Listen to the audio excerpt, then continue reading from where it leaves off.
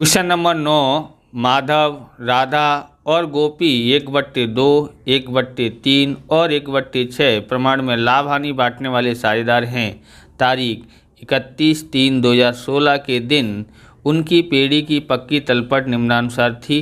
तो ये सा सवाल करना चाहते हो तो उदाहरण नंबर 16 आपको मिल जाएगा 237 पेज नंबर पर। इस तरह का सवाल है, सॉल्यूशन कर सकते हैं। तो ये पक्की तलपट दी गई है, इसके आधार पर आप पढ़ लेना। तो इसके समायोजन देखते हैं। यहाँ पर लिखा है राधा तारीख 1/4/2016 से साझेदार के रूप में निवृत्त होती है, यानी इसमें से राधा निवृत्त हो जाती है। साझेदारों के बीच निश्चित किया गया पहला है पेटेंट की कीमत 20% घटानी है। तो पेटेंट कहाँ पर है? पेटेंट पर समायोजन नंबर 1। और मकान की कीमत में 90% घटानी है, तो ये समायोजन नंबर 1 इसके ऊपर भी है। तीसरा देखते हैं, देनदार पर डूबत ऋण अनामत 5% से बढ़ानी है। यहाँ पर बढ़ाना है, तो ये इम्पोर्टेंट पॉइंट है, इसको आप ध्यान से समझना है। तो देनदार कहाँ पर है? इस पर समायोजन नंबर 3 दिया हुआ है। ओके। चौथा है राधा की ख्याति पेटे 40,000 चुकाने, यानी कि उसको 40,000 देना है, ख्याति निकालने की ज़रूरत नहीं है। पाँचवा है गत वर्ष अपलिखित किए डूबत ऋण 3,000 में से 500 मिले। तो ये भी अलग पॉइंट है, इसको भी ध्यान से समझना है, बराबर। यानी कि हमको मिला है 3,000 डूब गए थे, उनमें से 500 मिले तो हमारी आवक हुई है। छठा है राधा को 5,000 रोककर चुकाने हैं, यानी 40,000 में से 5,000 तो रोककर चुकाने हैं।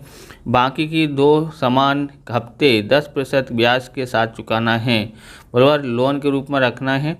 और इसमें से यहाँ पर पुनः मूल्यांकन खाता, साझेदारों का पूंजी खाता, पक्की तलपट, राधा की लोन खाता भी अंतिम भुगतान तक तैयार करना है। तो लोन खाता भी बनाना है, ये इसमें नया है, बराबर। अभी तक बोर्ड में लोन खाता का पूछा नहीं गया है, अब पता आ जाए तो पता नहीं, लेकिन लोन खाता लगभग नहीं आता है, ऐसा अभी तक बोर्ड की परीक्षा से मालूम होता है, बराबर।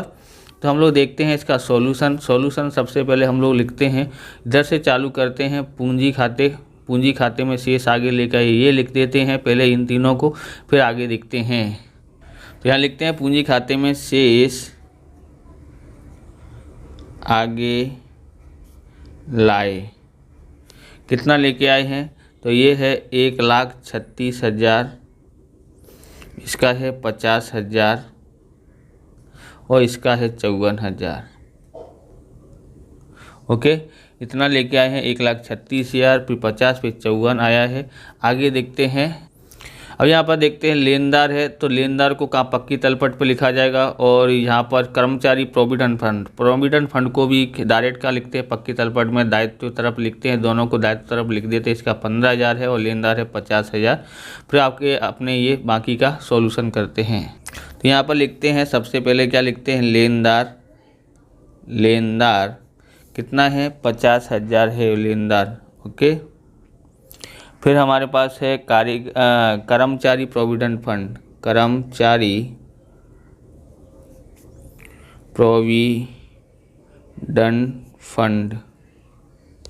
ओके, 15,000 है। ओके, आगे देखते हैं। फिर देखते हैं कारीगर मुआवजा अनामत दिया गया है, बराबर। दूसरा समायोजन यहाँ पर दिया है, कारीगर मुआवजा अनामत की जिम्मेदारी 30,000 निश्चित की गई है। यानी हमारे 30,000 हम लोग को चुकाना है कारीगर को, यानी किसी को अस्पताल में तकलीफ हो गई है, अस्पताल में भर्ती है या उसने दवाई या ली है, तो उसको कितना 30,000 देना है, बराबर। लेकिन हमारे पास हमने इकट्ठा कितना करके रखा था? 24,000, बराबर। 24,000 लिखा था। ये बोले ऐसा कोई दावा करे तो हम लोग इसमें से निकाल के देंगे, लेकिन 30,000 रुपये खर्चा हो गया, तो 6,000 का हमको कमी हुई। तो यहाँ पर 24,000 में 30,000 में से 24,000 घटाएंगे, 6,000 बचा, यानी 6,000 रुपये और चुकाने पड़ेंगे। तो हमारी 6,000 की हानि हुई, तो इसको समायोजन पुनः मूल्यांकन खाते में लिखना पड़ेगा और पक्की तलपट में लिखते हैं। ओके, तो यहाँ पक्की तलपट में पहले लिख देते हैं, क्या लिखेंगे? कारीगर मुआवजा दावा कितना का है? तो है 30,000 का है। ओके, और 6,000 का घाटा हुआ है, 6,000 का नुकसान हुआ, तो क्या लिखना पड़ेगा? पुनः मूल्यांकन खाते में लिखते हैं। तो यहाँ लिखते हैं उधार तरफ कारीगर नुकसान हुआ तो हम लोग कहाँ लिखते हैं? उधार तरफ। वो फ़ायदा हुआ हो तो जमा तरफ लिखते हैं। तो कारीगर मुआवजा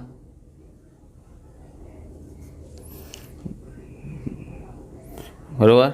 अनामत लिखा है, क्या लिखा है, अनामत लिखा है, या दावा जो किया था उसके कारण हमको नुकसान हुआ है तो उसको 6,000 और चुकाने पड़ेंगे। ओके, तो यहाँ पर ध्यान रखना है ये 24,000 था, कैसे आया है, उसमें से 30,000 का दावा था यानी 6,000 का नुकसान हुआ, इस तरह से ये लिखा है। नहीं लिखोगे ना ये चलेगा तो समझाने के लिए, क्योंकि हम परीक्षा के टाइम में देखते हैं तो हम समझ में नहीं आता 6,000 कैसे आया, तो समझने के लिए ये लिखा हुआ है।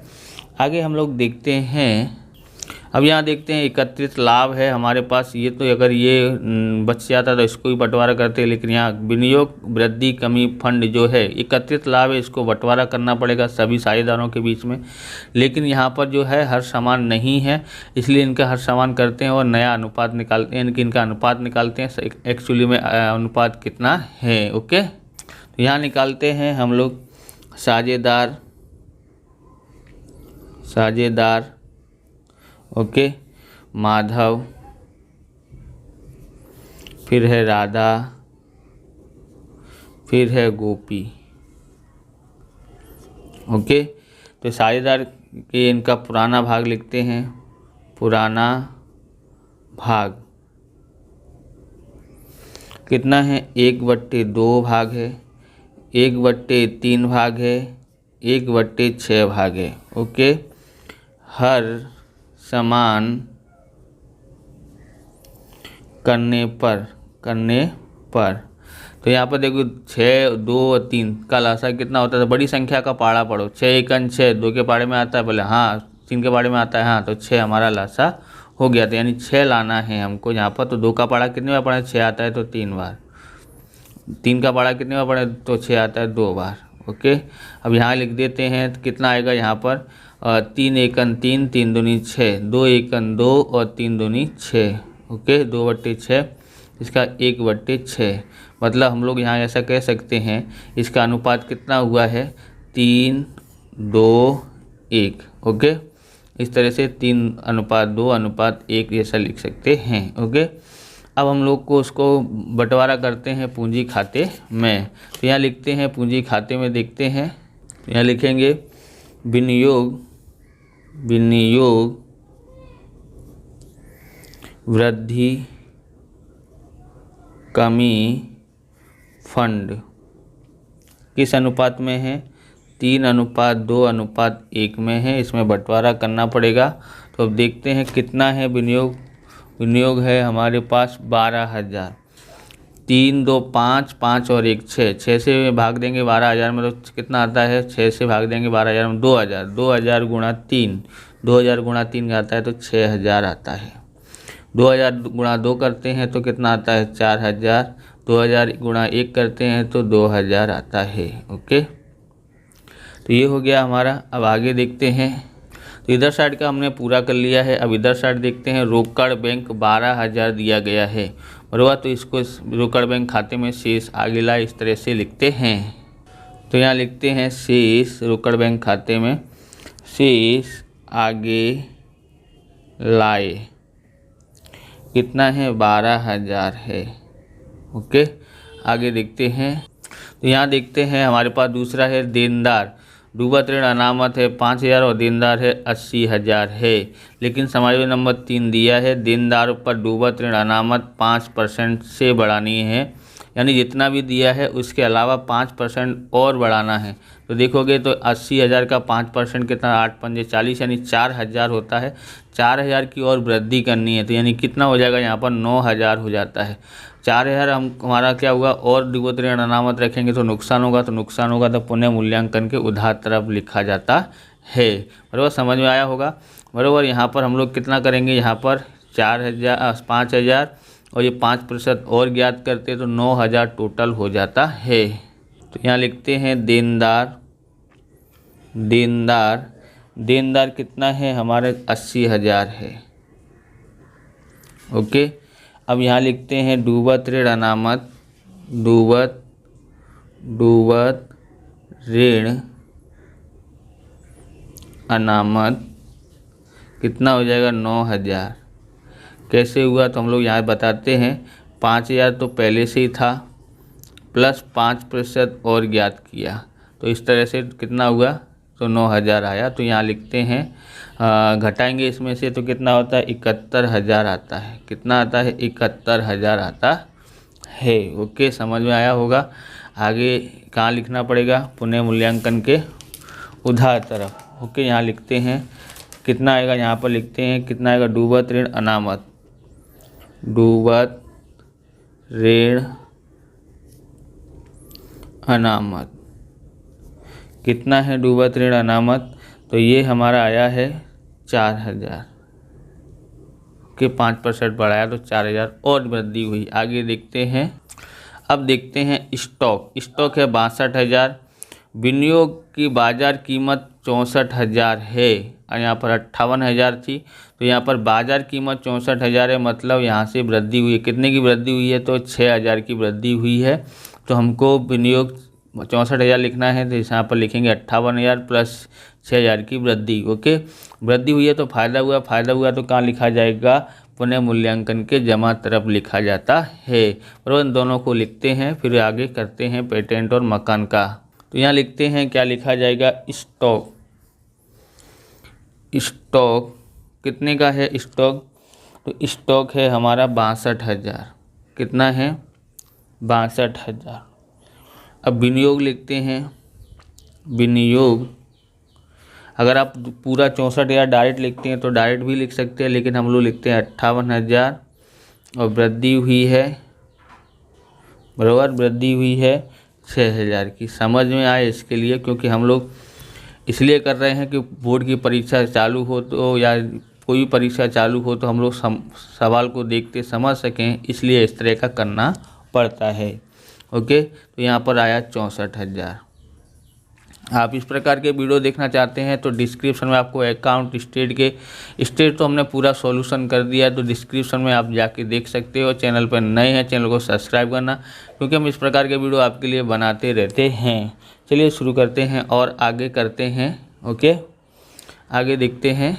तो ये फ़ायदा हुआ तो कहाँ लिखा जाएगा, पुनः मूल्यांकन के जमा तरफ लिखते हैं। तो यहाँ लिखते हैं विनियोग खाता, विनियोग खाता कितना है विनियोग खाते में, तो आएगा 6,000 का फ़ायदा हुआ है, इसलिए 6,000 यहाँ पर। आगे देखते हैं, वीडियो को लाइक और शेयर कर देना, वीडियो को हाइप भी देना, क्योंकि हाइप देखो कमेंट करोगे ना या लाइक करोगे तो आपको हाइप दिखाई देगा, तो हाइप आपको दे देना है, जिससे क्या है हमारा वीडियो आगे जा सके। इसके लिए आपको हाइप भी करते रहना है। यहाँ देखोगे आगे पेटेंट और मकान, एक पहला समायोजन है 35,000 है और ये कितना है 75,000 है। तो क्या दिया है, पेटेंट में 20% घटानी है और जबकि मकान की 90% तक घटानी है, यानी कि 90% तक घटानी मतलब 10% घटानी है। आगे देखते हैं, सॉल्यूशन करते हैं इसका। तो यहाँ लिखते हैं सबसे पहले क्या लिखेंगे, पेटेंट। ओके, पेटेंट लिखते हैं, पेटेंट। ओके, पेटेंट लिखा है, कितना है पेटेंट का 35,000 है। ओके, कमी हुई है, कितनी कमी 20% की कमी। तो इसका 20% ज्ञात करते हैं, कितना आता है 35,000 गुणा 20% कितना होता है 7,000। 7,000 की कमी हुई है, घटाते हैं तो कितना आता है 28,000 आता है। ओके, अब हम लोग देखते हैं यहाँ पर मकान देखते हैं, मकान कितना है, मकान है हमारे पास 75,000 का मकान है।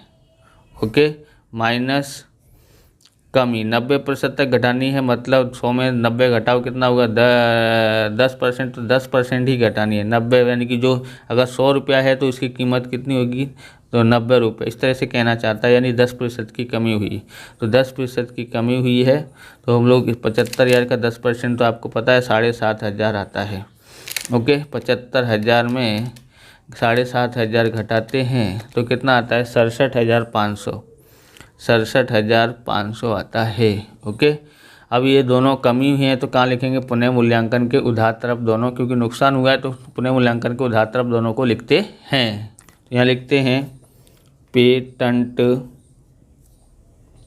खाता, कितना नुकसान हुआ है? 7,000 का। मकान खाता, मकान में कितना नुकसान हुआ है? 7,500 रुपये का। ओके, आगे देखते हैं। अब रह गया विज्ञापन अभियान खर्च। तो आपको पता है यहाँ ख्याति दी हो, विज्ञापन अभियान खर्च दिया गया हो तो सभी साझेदारों में बंटवारा किया जाता है। तो इसका भी हम लोग बंटवारा कर देते हैं तीनों साझेदार में 3:2:1 के अनुसार, बराबर, पूंजी खाते के उधार तरफ। तो यहाँ लिखते हैं विज्ञापन अभियान खर्च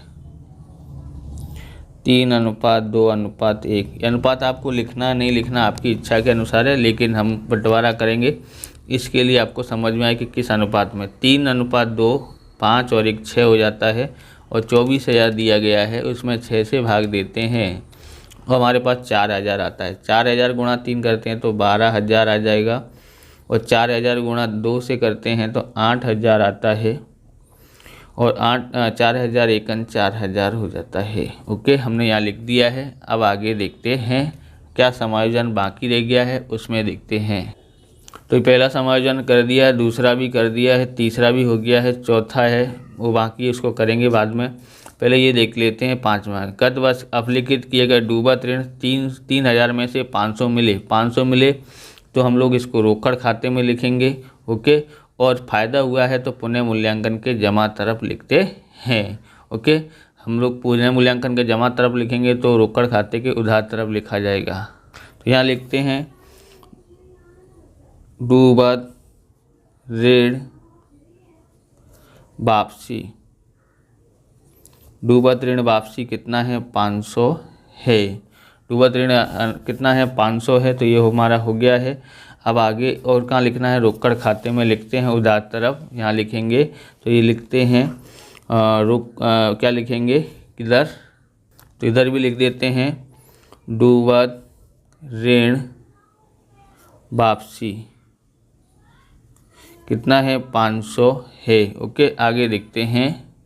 अब समायोजन नंबर 4 देखते हैं। राधा को ख्याति पेटे 40,000 चुकाने हैं, तो किस अनुपात मतलब कौन चुकाएगा उसका हमको ज्ञात करना पड़ेगा। तो इसका हम लोग क्या करेंगे? पहले हम लोग लिखेंगे रोम नामचा, उसके बाद उसकी खतौनी करके करते हैं। तो यहाँ लिखते हैं क्या है यहाँ पर? निवृत्ति के समय ख्याति का वितरण। आपको ये ध्यान रखना है कि उसने जो है ना, कौन निवृत्त हुई है? तो राधा निवृत्त हुई है। ओके, ये राधा निवृत्त हो गई है। अब यहाँ पर हमारे पास यानी इसको भी पूरा हटा दूँ, और बाकी के साझेदारों को क्या अनुपात मिलेगा, कुछ ऐसी सूचना दी गई नहीं है। तो सेम टू सेम जो अनुपात है वही रहेगा, मतलब कि यहाँ इसका 3 है, ये हट गई है तो यहाँ रह गया 1। तो 3:1 के अनुसार दोनों साझेदारों को लाभ प्राप्त होगा। तो लाभ के अनुसार वो लोग क्या करेंगे? ख्याति चुकाएंगे। किसको? राधा को। तो जो चुकाएगा उसको खाता उधार लिखा जाएगा। तो यहाँ लिखेंगे माधव का पूंजी खाता उधार, गोपी का पूंजी खाता।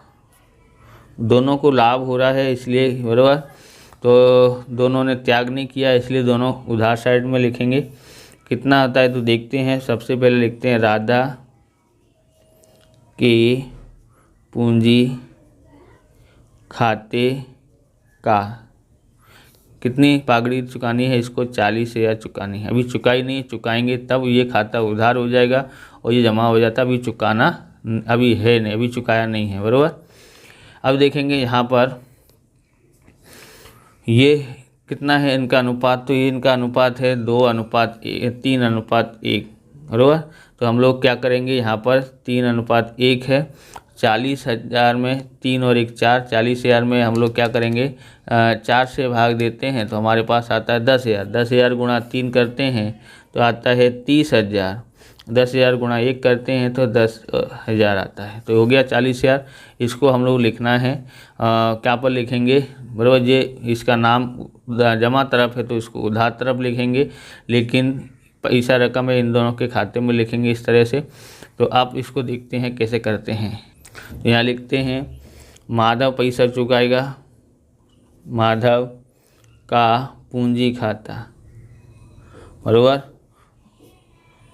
खाता। और दूसरा कौन चुकाएगा, गोपी, गोपी का पूंजी खाता। किसको चुकाएंगे, तो राधा को। तो इसमें राधा में लिखेंगे 30,000 और 10,000, बाकी में डैश कर देते हैं। ओके, अब इधर साइड भी लिखना पड़ेगा। इधर किसका नाम लिखा जाएगा, इधर लिखा जाता है राधा का पूंजी खाता, राधा का पूंजी खाता। जिसका नाम लिखा है, यानी यहाँ पर नाम लिखे हैं एक दूसरे के आपस में, तो जिसका नाम लिखा है उसके खाते में नहीं लिखने का, दूसरे के खाते में। तो किससे किससे पैसा मिलेगा, इसको इन लोगों से मिलेगा। तो इनमें से माइनस होगा, कितना है इसका 30,000, बराबर। माधव में से 30,000 लिखेंगे और गोपी में से, गोपी यहाँ है, इसमें से 10,000 हो गया। आ गया समझ में। अब लोग आगे करते हैं, तो ये छठा करते हैं, आधा करते हैं, आधा बाद में देखेंगे। राधा को 5,000 रोकड़ चुकाने हैं, तो इसका रोकड़ का करना पड़ेगा। और फिर यहाँ पर लोन खाते में हम लोग क्या 10% ब्याज चुकाएंगे, उसको बाद में करेंगे, पहले इसका कर लेते हैं। यहाँ हम लोग लिखेंगे रोकड़ चुकाते हैं, तो रोकड़ खाता, रोकड़ खाता कितना चुकाना है, राधा को 5,000। ओके, तो 5,000 इसको यहाँ पर मिला। अब यहाँ पर देखते हैं और कहाँ लिखा जाएगा, तो रोकड़ खाते में लिखा जाएगा जमा तरफ में। तो यहाँ लिखते हैं इधर राधा का पूंजी खाता, पूंजी खाता, राधा का पूंजी खाता कितना है, 5,000 है। ओके, अब आगे ज्ञात करते हैं। अब हम खाता क्लोज करेंगे तो हमको पता पड़ेगा, तब हमको बाद में आगे देख सकते हैं कितना लोन होता है, और वह राधा का। तो हम लोग यहाँ पर ज्ञात करते हैं 6,000, इधर साइड का ज़्यादा लग रहा है, 6,000 प्लस 4,000 प्लस 7,000, ओके 7,000 प्लस 7,500 कितना आता है यहाँ पर, तो देखते हैं कितना आया है, 24,500 आता है। टोटल मार दिया है 24,500। इधर का ज़्यादा है, इधर कम है, इसमें से घटाएंगे 6,000 और 500 घटाते हैं तो हमारे पास आता है 18,000। यहाँ लिखते हैं 18,000, जो हमने ज्ञात किया है। तो यहाँ लिखते हैं, क्या लिखेंगे, हानि, हानि इधर साइड आई तो हानि होगी, पूंजी खाता में लेके जाएंगे, पूंजी खाता। किस अनुपात में बांटेंगे, 3:2:1। ओके, माधव को, फिर आता है राधा, फिर आता है गोपी।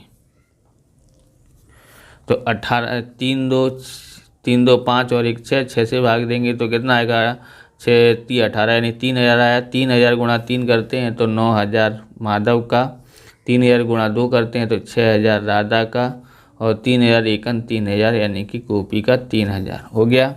इसको उधार साइड लिखेंगे पूंजी खाते में। तो यहाँ लिखते हैं पुनः मूल्यांकन खाता, पुनः मूल्यांकन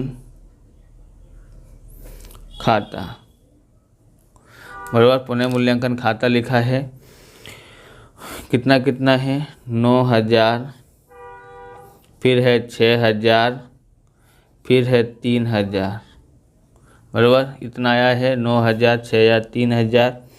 अब ज्ञात कर लिया है। अब हमको यहाँ पर इनका भी करना पड़ेगा, किधर साइड का ज़्यादा हो रहा है। ओके, देखते हैं इधर का टोटल देखते हैं। सबसे पहले 1,36,000 प्लस 6,000 दिया है तो 1,42,000 यहाँ पर आता है, 1,42,000।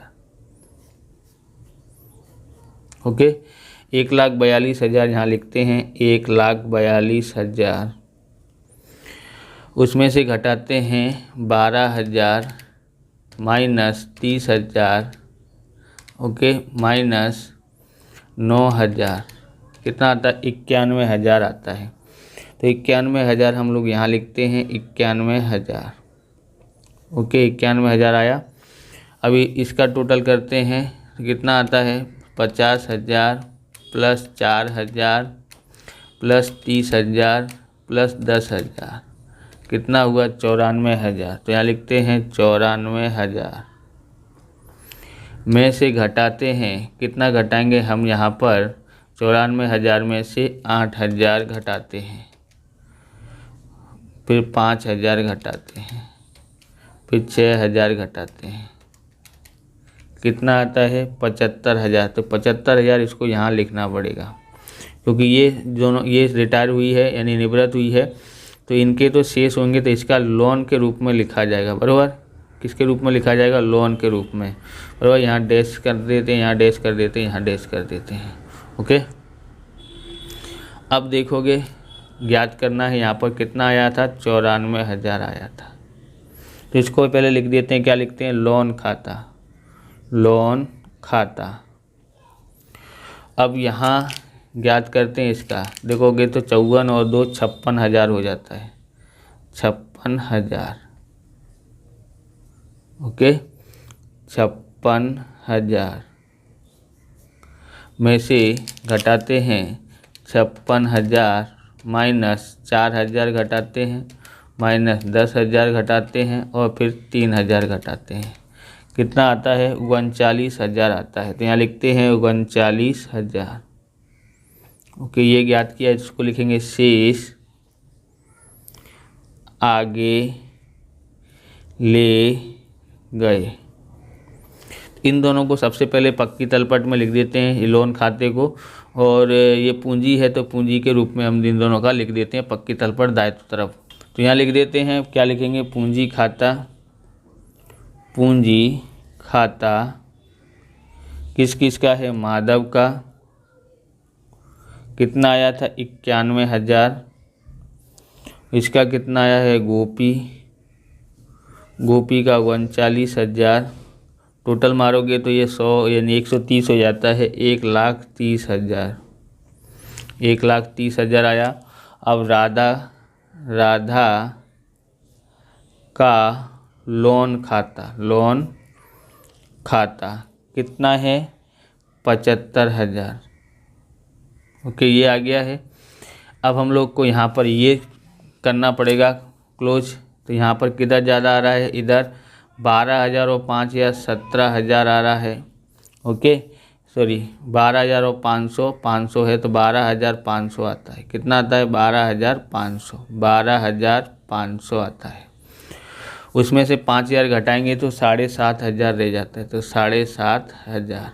ओके, क्या लिखेंगे? शेष आगे ले गए, शेष आगे ले गए।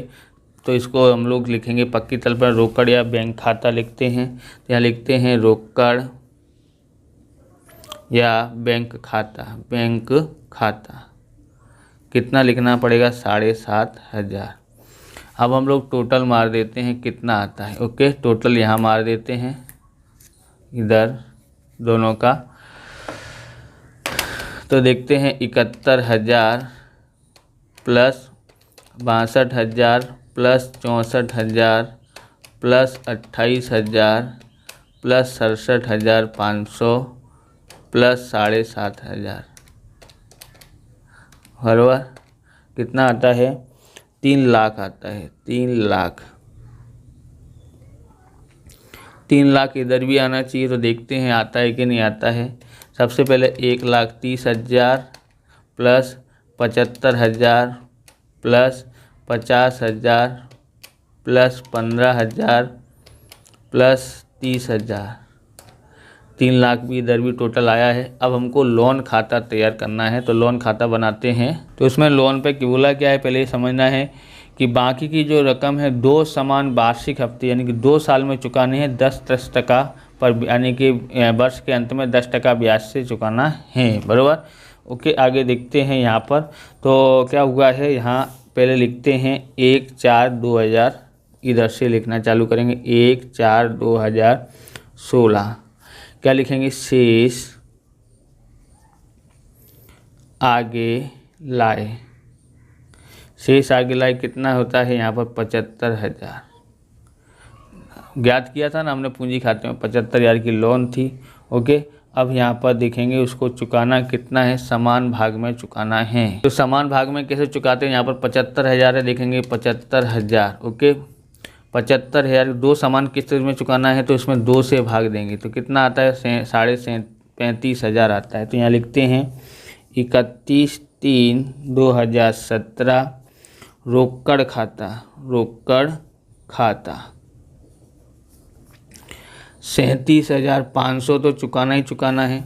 अब ब्याज भी चुकाना पड़ेगा यहाँ पर 31/3/2016 के दिन, यानी इतने वर्ष दिन को वर्ष पूरा हो रहा है 1 साल, तो लोन पर ब्याज चुकाना पड़ेगा। लोन पर ब्याज 10% से चुकाएंगे तो कितना आएगा, 7,500 आएगा। ओके, तो प्लस यहाँ 7,500 करते हैं। मतलब समझ में आया होगा कि यानी कि आधा हफ्ता चुकाना है और ब्याज भी चुकाना है, तो कितना होगा 37,500 और 7,500 कितना होगा, 45,000 होता है।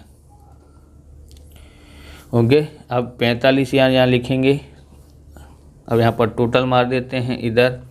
ओके, तो ये कितना होगा, तो देखेंगे यहाँ 500 आया, 7 और 5 12 हासिल आई 1 और 7 8 हो गया, 82,500 हुआ। तो यहाँ भी लिख देते हैं 82,500। यहाँ क्या लिखेंगे, तारीख सेम टू सेम यही, शेष कम हो रहा है ना यहाँ पर, इसमें से इसको घटाएंगे तो देखते हैं शेष आगे ले गए कितना होता है, 82,500 माइनस 45,000 करते हैं तो 37,500 आता है, 37,500। ओके, इसको यहाँ लिखेंगे 1/4/2017। ओके, यहाँ भी 17 ही आएगा। ओके, यहाँ 17 आएगा, यहाँ 17 लिखा है। तो कितना है ये लिखेंगे, तो यहाँ पर लिखेंगे शेष आगे लाए, शेष आगे लाए कितना है, 37,500। ब्याज चुकाएंगे 31/3/2018 बराबर, लोन पर ब्याज 10% से चुकाएंगे तो कितना आएगा, 3750 आता है, यानी 3750। अब 37,500 है, उसमें 3750 जोड़ते हैं तो कितना आता है, 41,000 आता है। यहाँ लिखते हैं 41,250। यहाँ इतना पूरा चुकाना पड़ेगा। यहाँ लिखते हैं 31/3/2018। क्या लिखेंगे, रोकड़ खाता इतनी तारीख को पूरा होता है 1 वर्ष। तो यहाँ पर कितना होता है, एक तो 37,500 समान किस्त है, 2 समान किस्त, और 3750 ब्याज है वो चुकाना है। कितना होता है, 41,250। यहाँ टोटल करते हैं तो आता है हमारे पास 41,250। ओके, तो हमने लोन खाता भी ज्ञात कर लिया। इस प्रकार से ये वीडियो पूरा होता है। अगर आपको हमारा वीडियो अच्छा लगे तो लाइक करें, शेयर करें, कमेंट करें। चैनल पर नए हैं चैनल को सब्सक्राइब करें। मिलते हैं नेक्स्ट वीडियो में। जय हिंद, जय भारत, वंदे मातरम।